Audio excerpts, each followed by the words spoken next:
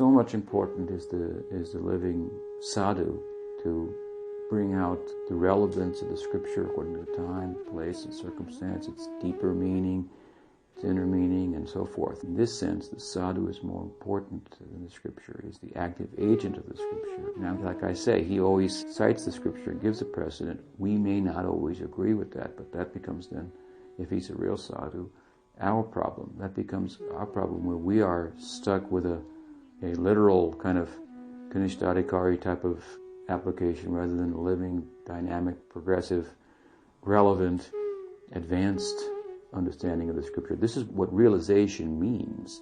Realization doesn't mean simply to parrot what's in the scripture.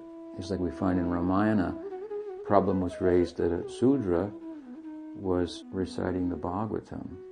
And so he was to be restricted from that because it was a problem, because the implication was that it was the property of the Brahmins, and this isn't a kind of a sectarian idea, but the property of people who had spiritual understanding and could explain it rather than misexplain it and abuse it like you find today.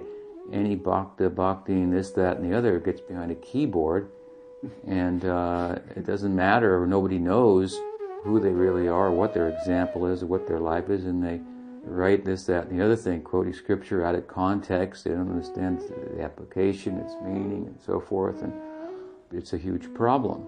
And so at any rate, the point is that qualified people should recite and explain these literatures.